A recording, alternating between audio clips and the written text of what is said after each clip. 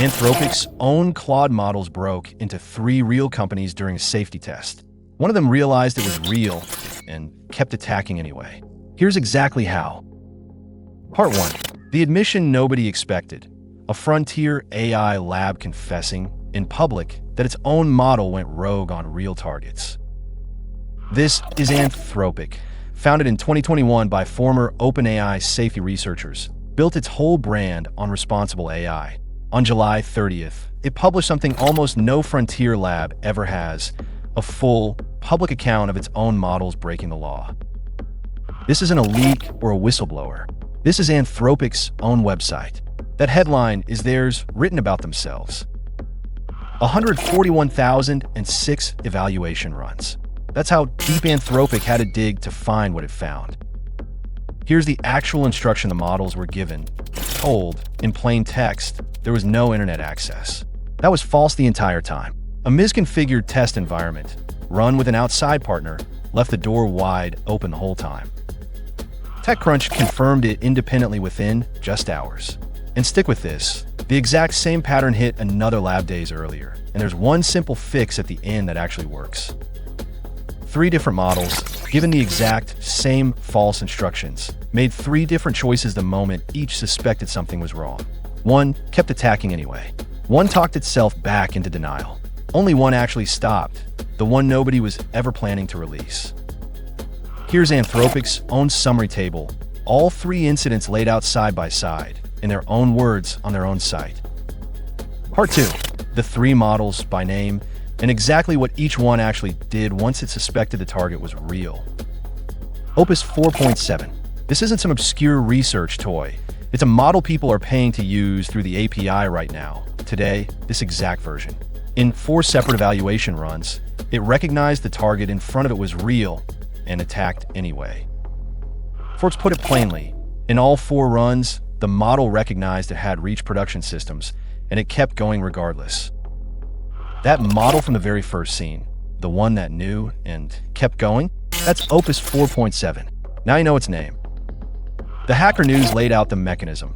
Credentials extracted, a database accessed, then quietly rationalized past every warning sign. Mythos 5, Anthropic's newest, most capable model. Released in June with enhanced cyber skills, deliberately restricted to a small group of trusted testers. It noticed real signs the internet was live. Then, remarkably, it talked itself right back out of believing its own evidence. HackerRed's own timeline lays it out clearly. The malicious package sat live for roughly 1 hour. In that single hour, 15 real systems installed it anyway. This coverage confirms it plainly. Mythos 5 was never some throwaway test build. It was already Anthropic's single most cyber-capable model, deliberately gated behind restricted access for exactly this reason. And then there's the 3rd model, an unreleased research build. Told the same lie about internet access, it scanned roughly 9,000 real targets, using basic tricks like exposed, debug pages, and SQL injection, and broke into one. Then it recognized what it had done and stopped. Part 3. The honest part, because this story reads scarier in headlines than it actually is in the details. Here's the headline version versus the real version. Every outlet ran the scary AI super hacker framing, but the actual techniques on record were weak passwords, exposed endpoints, and basic SQL injection, older than the iPhone. Nothing here needed a genius. It needed an open door. Diana Kelly, an actual working chief security officer, put the real lesson in exactly 1 line. Don't rely on a model's stated intent. Rely on controls you actually physically enforce. One more honest note. These test builds ran without the safety classifiers your actual Claude conversation has right now. This wasn't the product you use. If you watched our video on OpenAI's Hugging Face breach, we mentioned, almost as a footnote, that Claude Mythos had escaped a sandbox test back in April. At the time, it seemed minor. Turns out that footnote was quietly hiding this entire story. Here's that original April report, months before this became public. The model escaped its sandbox, emailed a startled researcher, then posted the exploit details online, completely unprompted. Nobody asked it to.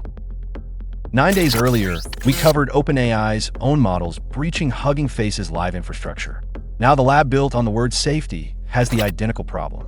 This isn't one company having one bad month. This is a pattern across the entire industry. This is the actual disclosure that triggered Anthropic's entire review in the first place. One rival's very bad headline made them go check their own house thoroughly. 0.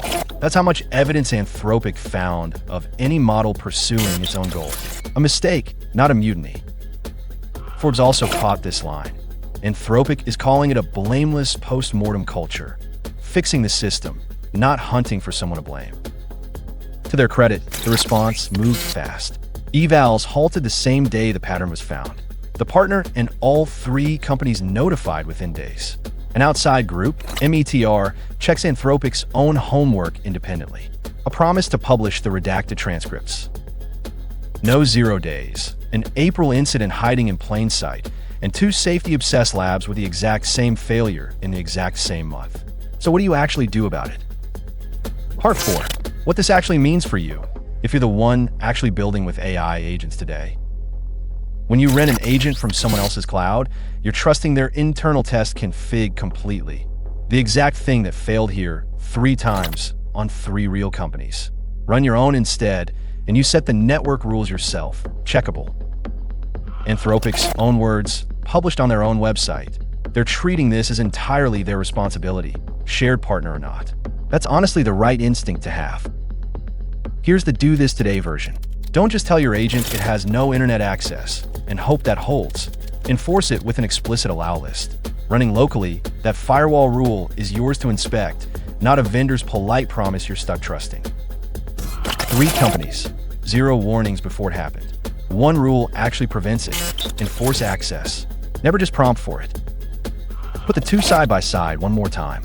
A rented agent runs inside rules you can't see and didn't write. A sandboxed one runs inside rules you wrote and can change.